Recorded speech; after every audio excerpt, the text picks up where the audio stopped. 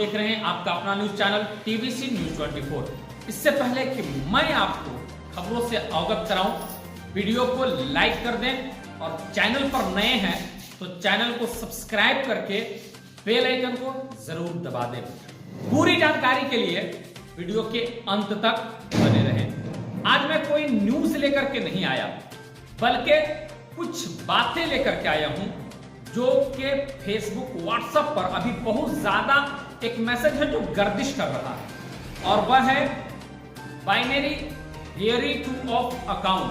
पूर्व राज्यसभा सदस्य खतीबुल हिंद हजरत मौलाना उबैदुल्लाह खान आजमी की वॉल से यह बात मैंने कॉपी की है। बहुत ही महत्वपूर्ण है और आंखों को खोलने वाला लेख है ये। बाइनरी थ्योरी यह है कि कोई भी कार्य, मिशन हो, आंदोलन हो या क्रांतिकारी कार्रवाई हो, इस समझ के साथ की जानी चाहिए कि कुदरत ने इंसानों में इख्तिलाफ और विविधता पैदा की है, इसलिए इसके मिशन के साथ भी कई लोगों के विचार अलग अलग हो सकते हैं, बल्कि जरूर होंगे। और हम ये मानकर आगे बढ़ते हैं कि हम अपने टारगेट में 50% कामयाब हैं, या कुछ मेहरबान लोग ही हमारे मिशन से ना सिर्फ जुड़े रहेंगे बल्कि हर तरह के कुर्बानी देने से भी पीछे नहीं हटेंगे। भले एक बड़ी तादाद हमसे अलग हो जाए और एक बड़ी तादाद की राय को हम हमवार ना कर पाए, लेकिन जिस कदर भी हम राय अम्मा को हमवार कर पाए उसी में हम अपनी कामयाबी हमें नजर आ जाएगी। बाइनरी सोच यही होती है। ओवैसी का मिशन बाइनरी है, लेकिन वे जानते हैं कि उनकी बात बहुतों को समझ में नहीं आएगी।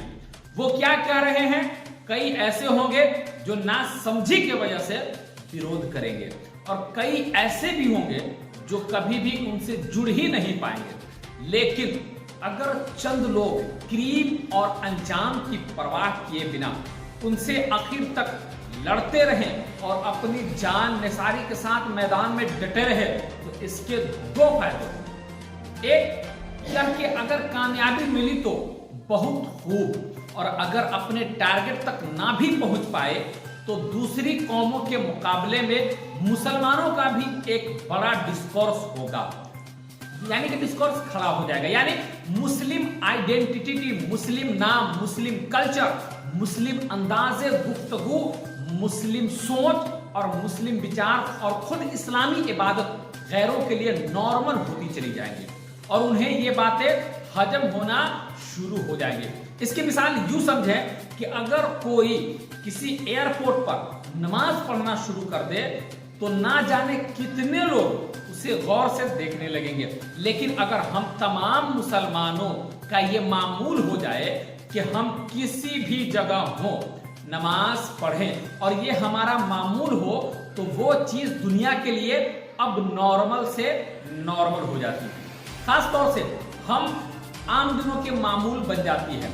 जैसे सिखों की पगड़ी भारत में नॉर्मल है, और जैसे हिंदुत्व की गाय की पूजा नॉर्मल है, बल्कि गाय के गोबर का इस्तेमाल उनके खाने का भी बात नॉर्मल है, क्योंकि वो हमेशा इसी की बात करते रहते हैं। और हमने मान लिया कि ये इनकी निजी और जाती मामला है।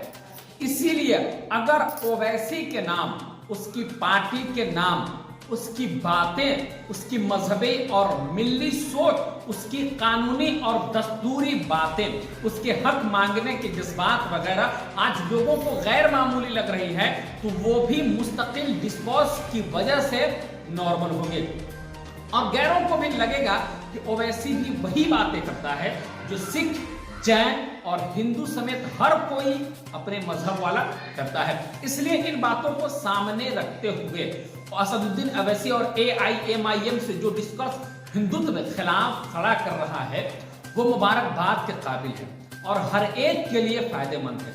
आपको देश का गद्दार कहा जा रहा है, आपके बच्चे स्कूल या कॉलेज नहीं जा पा रहे हैं, आपके कारोबार पूरे भारत में सबसे कम है, आपको सरकारी नौकरियों, स्कूलों, कॉलेजों, विश्वविद्यालयों में पीछे रखा जा रहा है, आपकी नस्लों को बर्बाद करने के लिए अस्पताल, lab, computer centre, coaching, gym, park, mall, shopping centre, casino, pub खोलने के बजाय जुए के अड्डे, शराब खाने खोले जा रहे हैं।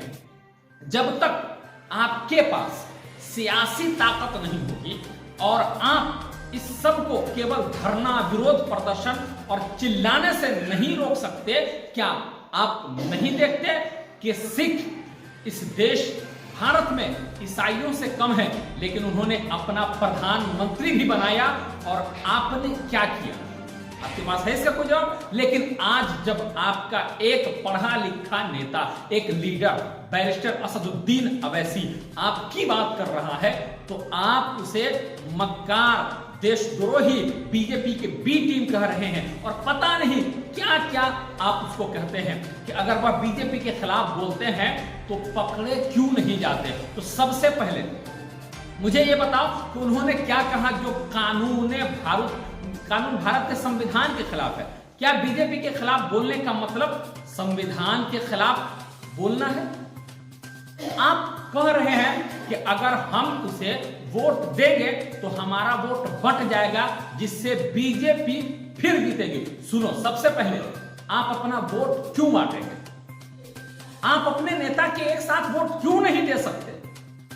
आप कह रहे हैं कि वह एक सेकुलर देश में धर्म की राजनीति करता है, इसलिए हम उसे वोट नहीं दे सकते। तो इसका जवाब यह है, क्या आपकी कोई आवाज नहीं होनी चाहिए? आप कह रहे हैं कि उनकी पार्टी में मुसलमानों का नाम है, इसलिए हम उन्हें वोट नहीं दे सकते। तो बीजेपी जिसकी पार्टी के नाम में जनता है, क्या वह जनता के लिए काम कर रही है? इस तरह शिवसेना के पास भी शिव जी का नाम है, क्या आपको उस पर आपत्ति है या आपत्ति नहीं है?